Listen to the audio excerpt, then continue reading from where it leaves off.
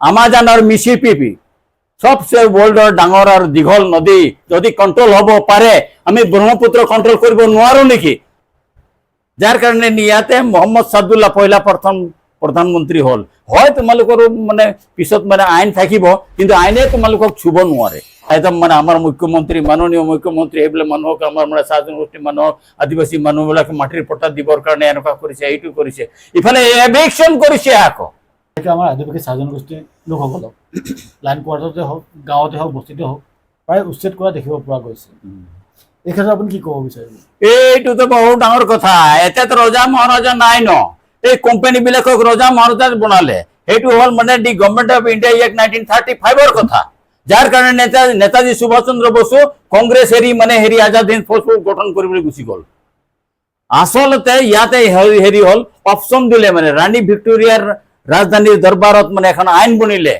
The Government of India Act 1935 বুলি সেইখনৰ মানে অপশ্যনবিলাক হ'ল যে এইবিলাক অপশ্যন তোমালোকে যদি ভাৰতৰ যে কংগ্ৰেছৰ নেতাবিলাক তোমালোকে যদি মানা তেতিয়াহ'লে তোমালোকে নিজৰ নিজৰ ষ্টেটত মানে প্ৰাইম মিনিষ্টাৰ হ'বা যাৰ কাৰণে ইয়াতে মোহাম্মদ সাদুল্লাহ পহিলা প্ৰথম প্ৰধানমন্ত্ৰী হল তাৰপিছত গোপীনাথ বৰদলৈ প্ৰধানমন্ত্ৰী হল এইটো মানে স্বাধীনতাৰ আগৰ কথা এইটো অপশ্যন এই অপশ্যনবিলাক মানিলে তাৰমানে ব্ৰিটিছে শাসন কৰিবৰ কাৰণে এইবিলাক মানে চিষ্টেম বনাইছিলে এই চিষ্টেমটো মানে যেনে ধৰণে মানে মানে চিষ্টেমত দেখা গ'ল এই চিষ্টেমটোত মানে প্ৰথমতে মানি ল'লে এই মানে কংগ্ৰেছৰ মানে হৰিপুৰা অধিৱেশনত মানে আপোনাৰ মানে নেতাজী সুভাষ চন্দ্ৰ বসুৰ মানে সভাপতিত্বত মানে মিটিংখন হৈছিলে অধিৱেশন সেই অধিৱেশনত এই মানে প্ৰস্তাৱটো উলিয়াইছিলে তেতিয়াৰ মানে আমাৰ জেনেৰেল ছেক্ৰেটাৰীসকলে সেই প্ৰস্তাৱটো মানে তেতিয়া মানে নেতাজী সুভাষ চন্দ্ৰ বসুৱে নিজে নামানিলে কিন্তু চবে মানি ল'লে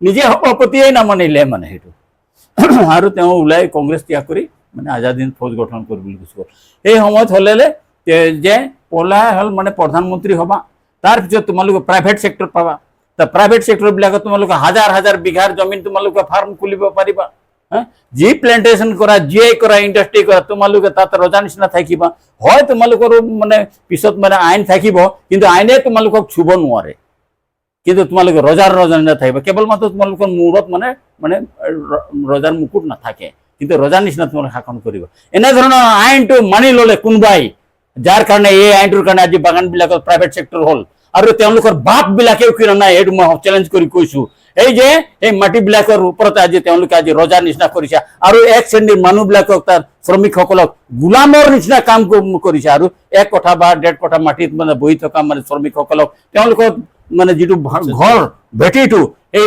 ভেটিটোৰ নামতো কোনো চৰকাৰে আজি পৰ্যন্ত আবণ্টন দিয়া নাই তো এখন দেশত গণতন্ত্ৰ দেশত কোনোবা মানুহৰ হাজাৰ হাজাৰ বিঘাৰ জমিন মালিক হ'ব পাৰে কোনোবা তাৰ নামত পাটা দিব পাৰে কোনোবাই এনেধৰণৰ চৰকাৰ থাকে আৰু কোনোবা মানুহ যিসকল জনসাধাৰণ আছে নাগৰিক আছে তেওঁলোকৰ যিটো ভেটি য'ত তেওঁলোকে এই চাহ উদ্যোগটো জীয়াই ৰাখিছে যে চাহ উদ্যোগ আজি অসমত নহয় সমগ্ৰ ভাৰতত নহয় সমগ্ৰ পৃথিৱীত যিসকলৰ কাৰণে আজি চাহ উদ্যোগ বা চাহৰ যিটো মানে চাহিদা বা ইয়াৰ যিটো মানে বেপাৰ এইটো যিমান ডাঙৰ বেপাৰ এই বেপাৰত কোনোবা কৰোড়পতি কোনোবা আৰবপতি খৰ্বপতি হ'ব পাৰিছে কিন্তু হাজাৰ হাজাৰ বিঘাৰ মাটিৰ মালিক তেওঁলোকৰ নামত আবণ্টন কোনোবাই দিব পাৰে আৰু আৰু আৰু কোনোবা মানে 1 কঠা 1.5 কঠা মাটিৰ ওপৰত বহি আছে তাৰ নামত আবণ্টন দিব নোৱাৰে কেনে ধৰণৰ আইন আছে এই আইনবিলাক ভাঙি দিব লাগে এইটো গোলামী আইন হয় মই সেইটোৱে ক'ব বিচাৰিছো আজি আমি আমাৰ মানুহৰ মাজত আজি এই যে সমস্যা যিটো হৈছে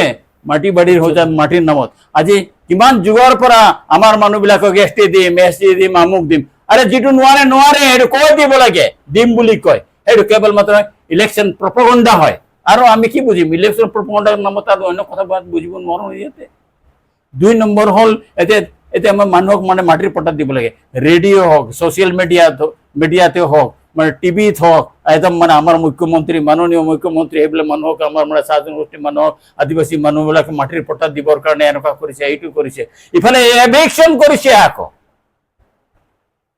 এভিকশ্যন কৰিছে কাৰ কথা কম কাৰ কথা মনত ৰাখিম এতিয়া ইয়াতে আছিলে মানে টিংখং সমষ্টিৰ মানে য'ত মানে আমাৰ মানে মাননীয় MLA বিধায়ক গড়কাপ্তানি বিভাগৰ মন্ত্ৰী বিমল বৰা আছে তাত মানে হেৰি সুৰেশ লোহাৰৰ মানে আদিবাসী মানে মানুহজনৰ মাটি এইটো তেওঁলোকে কিমান তেওঁৰ বাপ দাদাই বহি থকা মাটিটোক মানে এভিকশ্যন কৰাই দিলে। তাতে আমাৰ সংগঠনবিলাকে গৈ উপস্থিত হ'ল, তেতিয়া মানে অলপ এইবিলাক মিলাই চাব লাগিব, মিলাই চাব। আৰে কোন আইনৰ মতে এভিকশ্যন কৰালে, কেনেকৈ কৰিলে? যাৰ পইচা আছে তাৰ নামতে এভিকশ্যন হয় মানে এইটো, হা? এইটো কথা তেনেকুৱা বুজি পাওঁ ন আমি। এইটো হৈছে নহয় এইবিলাক এনকুৱাৰী হ'ব লাগে। আৰু বিশেষকৈ যিসকল মানুহক আমি চাহ জনগোষ্ঠী বা আদিবাসী কৈছোঁ, তেওঁলোকতো অসমৰ ভূমিপুত্ৰ হ'ল ন এতিয়া, হা? তেওঁলোক মূলবাসী হয়। আদিবাসী তহঁতি একো নাজানে এইবোৰ ক'ব নালাগে। তেওঁলোকে মূলবাসী হয়, ভাৰতৰ মূলবাসী হয়, অসমত আছে অসমৰ মূলবাসী হয়। এইবিলাক মূলবাসীসকলক মানে ইয়াতে উচ্ছেদ কৰা কাৰ্যত লাগিছে। এখন গভৰ্ণমেণ্টে এইবিলাক চকু দিব লাগে, মাননীয় মুখ্যমন্ত্ৰী এইবিলাক চকু দিব লাগে। এনেধৰণৰ এডমিনিষ্ট্ৰেশ্যনবিলাক যদি সঁচাকৈ বিপথে পৰিচালিত কৰিছে, সেইসকলৰ ওপৰত একশ্যন ল'ব লাগে। তেতিয়াহে আমি ভাবিম যে হয় আমাৰ চৰকাৰখনে আমাৰ জনগোষ্ঠীটোৰ কথা কিবা চিন্তা কৰিছে বুলি ভাবি। এইটো নিশ্চয় সুন্দৰকৈ সকলোখিনি কথা কৈছে। বুজিব পাৰিছে, ভাঙি দিয়া প্ৰয়োজন নাই যে অনুভৱ। আৰু তেখেতে ব্যস্ততাৰ মাজত আমাক সময়কণ দিছে, আহি উপস্থিত হৈছে। তেখেতে হয়তো ডিব্ৰুগড়ৰ পৰা আহিছে আৰু বাহিৰত ক'ৰবাত ফুৰিছিলে, তাৰ মাজতে মোক সময়কণ দিলে। শেষত চমুকৈ আপোনাৰ পৰা অকণমান জানিব যত্ন কৰিম। আমাৰ এতিয়াও বৰ্তমান দেখিবলৈ পায় প্ৰায় কিছুমানে গ্ৰেজুৱেশ্যন কৰিও বাগানত পাত ছিঙি থাকে, কাম কৰি থাকে। এক প্ৰকাৰে ক'বলৈ গ'লে নিবনুৱা সমস্যাটো আমাৰ মাজতো আছে, চাহ জনগোষ্ঠী আদিবাসী সমাজৰ মাজতো আছে। এই সমস্যাটো সমাধানৰ ক্ষেত্ৰত আপুনি কি মন্তব্য আগবঢ়াব বিচাৰিব? ইমান ডাঙৰ জটিল সমস্যা, এইটো চৰকাৰে নাই পৰা। মইতো খালি সমাধানে কথাৰ মানে হেৰি উদাহৰণে দিব পাৰিম, কিন্তু উদাহৰণ নহয়, এইটো মানে ইমপ্লিমেণ্টেশ্যন কৰাৰো কৌশল দিব পাৰিম। কিন্তু চৰকাৰে মোৰ কথা শুনিব নেকি? কথাটো হ'ল এইটো, আৰে চৰকাৰ মানে কি চব বস্তুটোৰ মালিক, হয় নাই? এতিয়া মালিকবিলাক বেপাৰীবিলাকক মালিক বনাই দিছে, তহঁতে তাৰ আণ্ডাৰত কাম কৰ। মানে ডিজিটেল ইণ্ডিয়া খোলাই দিছে, হা। তাৰপিছত মানে আপোনাৰ লেপটপ মানে উলিয়াই দিছে, তাৰপিছত মানে হেৰি আপোনাৰ কম্পিউটাৰ উলিয়াই দিছে, আকৌ জেৰক্স খালি চব বস্তু খালি জেৰক্সে কৰিব লাগে, হা। আৰু প্ৰত্যেকটা কামৰ কাৰণে খালি এতিয়া প্ৰমাণ পত্ৰ আইডেণ্টিটি কাৰ্ড বনাব লাগে। এনেধৰণৰ কামবিলাকে যদি আচল মানে কৰি মানুহবিলাকক ইনভলভ কৰিব বিচাৰিছে, তো চৰকাৰৰ নামত চাকৰি দিয়াৰ কথাটো ক'ত থাকি গ'ল? এইটো কোনোবা জেগাত লুকাই যোৱাৰ নিচিনা কথা কৰি দিলে, হয় নাই? তো ল'ৰাবিলাকে মানে আনএমপ্লয়ড হ'বই ইয়াতে আন্দোলন হ'বই হ'ব। কোনোবা মানে আন্দোলন কৰিলে তাক জেলত সোমাব লাগিব।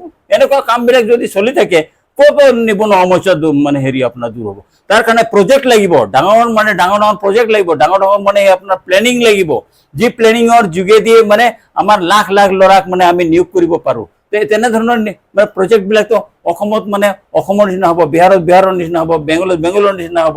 অসমত থকা নিবনুৱা ল'ৰাবিলাকৰ কাৰণে ইমান ডাঙৰ ইয়াতে কি নাই? ইয়াতে তামোল আছে, পাণ আছে, তামোলৰ ডাঙৰ এটা প্ৰজেক্ট হ'ব পাৰে, পাণৰো ডাঙৰ প্ৰজেক্ট হ'ব পাৰে।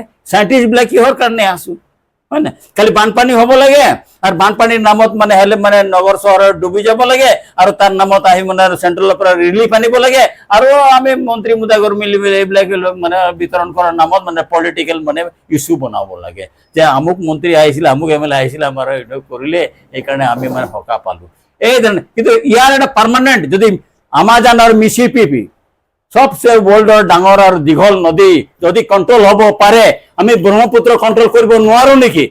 আমাৰ নেচাৰ, আমাৰ মানে ষ্টেণ্ডাৰ্ড কি হয়, আমাৰ চাইণ্টিষ্টবিলাকৰ ষ্টেণ্ডাৰ্ড কিমান আছে, সেইটো আমি বুজি পাইছোঁ ন। মই কাকো ক্ৰিটিচাইজ নকৰোঁ, কাৰণ ওপৰফালে থৈ পেলালে মোৰ নিজৰ গাত পৰিব ন। সেইকাৰণে আমাৰ চাইণ্টিষ্টবিলাকৰ গাত পৰক অলপ।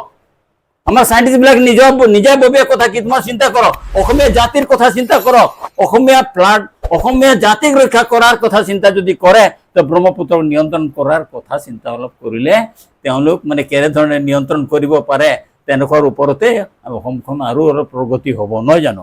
এইটোৱে মই ক'ব বিচাৰিছোঁ। নিবনুৱা সমস্যা, আৰে আমাৰ যিসকল বিজ্ঞ শিক্ষাবিদ আছে, এই যে এটা হায়াৰ ছেকেণ্ডেৰীলৈকেতো পুৰা ডাইৰেক্ট মানে গভৰ্ণমেণ্টৰ আণ্ডাৰত কৰি দিলে। তো গভৰ্ণমেণ্টৰ আণ্ডাৰত কৰি দিলে, তো ফ্ৰী কিতাপ দিছে, কিতাপ উলিয়াই দিছে, গভৰ্ণমেণ্টৰ ইণ্টাৰেষ্টত কিছুমান পলিটিকেল ইণ্টাৰেষ্টত কিতাপ বনাই দিছে। তো আপোনাৰ ইউনিভাৰ্চিটিৰ মানে কোনো কথা নচলে তাতে। তো UGC মানে ইউনিভাৰ্চিটি মানে গ্ৰাণ্ট কমিশ্যনৰ কথা নচলে।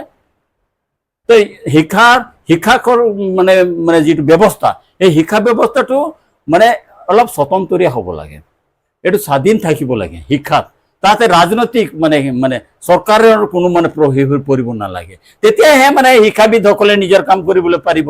শিক্ষাবিদসকলক মানে হেৰি চাকৰিয়ালৰ নিচিনা ঘূৰাই ফুৰে এনে ধৰণৰ ৰাজনীতিটো যদি ঘূৰাই ফুৰে তেতিয়া শিক্ষাবিদসকলেও MLA মন্ত্ৰীসকলৰ মানে স্বাৰ্থৰ বিৰুদ্ধে কাম কৰিবলৈ অসুবিধা হয়তো সেইকাৰণে আমাৰ শিক্ষাৰ কথাটো মানুহে জানে কৰিবলৈ অসুবিধা পায় এইটোৱে কথা আজি নিবনুৱা সমস্যাটো এইটো কি আমাৰ শিক্ষাবিদসকলক পৰিকল্পনা বনাবলৈ দি দিয়ে না পৰিকল্পনা বনালেতো ইয়াতে এমপ্লয়মেণ্ট প্ৰব্লেমবিলাক মানে চল্ভ হোৱাৰ মানে চান্সটো ওলাব তো আমাৰ শিক্ষাবিদসকলক কোন ক্ষেত্ৰত মানে আমাৰ হেৰি হৈছে আমি সেইকাৰণে এটা কথা ডাঙৰ কথা আপোনাৰ ইয়াৰ মাজত আজি মই ষ্টুডিঅ'লৈ আহিছোঁ মই এটা ডাঙৰ কথা কৈছোঁ অহাকালি 10 জুলাই হ'ব 10 জুলাই তাৰিখে সদৌ অসম চাহ জনজাতি অধিকাৰ সংঘৰ মানে আমাৰ মানে প্ৰতিষ্ঠা দিৱস মই অসমৰ সকলো চাহ জনজাতি আদিবাসীৰ লগতে আমাৰ বিষয়ববীয়াসকলক নিজৰ নিজৰ অনুষ্ঠানত নিজৰ নিজৰ ঘৰত চাকি বন্তি এটা জ্বলাবৰ কাৰণে তেখেতসকলক মই আজি এই ষ্টুডিঅ'ৰ যোগেদি মানে অনুৰোধ জনাইছোঁ আৰু আমাৰ ইয়াত যিটো সমস্যালৈ মই আজি ইয়ালৈ আহিছোঁ এই সমস্যাটো হ'ল মানে আমাৰ মানে চৰকাৰে মাটি পট্টা দিয়াৰ নামত চাহ জনগোষ্ঠীৰ মানুহক এভিকশ্যন কৰিছে যে এই এভিকশ্যনটো অতি সোনকালে বন্ধ হ'ব লাগে আৰু আমাৰ মানুহক অতি সোনকালে ম্যাদী পট্টা কৰিব লাগে কাৰণ আমি 200 বছৰীয়া ইতিহাসৰ চাহ জনগোষ্ঠীৰ মানুহবিলাকে আৰু বেলেগে আমি মাটিৰ পাট্টা পাব লাগে বুলি আমি আন্দোলন কৰিব নালাগে এইটো চৰকাৰৰ দায়িত্ব হয় সেইকাৰণে আমাৰ মাননীয় মুখ্যমন্ত্ৰী যিগৰাকীয়ে আছে তেখেতক আমাৰ মানে এইটো বিনম্ৰ অনুৰোধ তেখেতে আমাৰ মানুহবিলাকৰ মাটি পাট্টাটো অতি সোনকালে জৰীপ কাৰ্য চলিছে আৰু ইফালে এভিকশ্যন চলিছে মানুহে কি বুজিম আমি সেইকাৰণে এইটো চৰকাৰে অলপ গুৰুত্ব দিব লাগে এডমিনিষ্ট্ৰেশ্যনক মানে হেৰি মানে ইংগিত দিব লাগে যে চাহ জনগোষ্ঠীৰ মানুহ য'তে আছে এভিকশ্যন হ'ব নালাগে তেওঁলোকৰ নামত পাট্টা হ'ব লাগে য'তে হওক বাগানতে হওক বাগানৰ কোৱাৰ্টাৰতে হওক তেওঁলোকৰ য'তে আছে তেওঁলোকৰ নামতে মানে হেৰি এলটমেণ্ট হ'ব লাগে তেওঁলোকৰ নামত পাট্টা হ'ব লাগে মই এইটোৱে আজি ষ্টুডিঅ'ৰ যোগেদি আজি সমগ্ৰ অসমবাসীৰ লগতে আমাৰ চাহ জনগোষ্ঠী আদিবাসী লোকসকলক মই মোৰ নিজৰ বক্তব্য চাহ জনজাতি অধিকাৰ সংঘৰ মানে যিটো আমাৰ মানে আঁচনি এইটো আপোনালোক সকলৰ ওচৰত আগবঢ়ালোঁ আৰু ইয়াকে কৈ মই মোৰ চমু বক্তব্য সামৰণি মাৰিলোঁ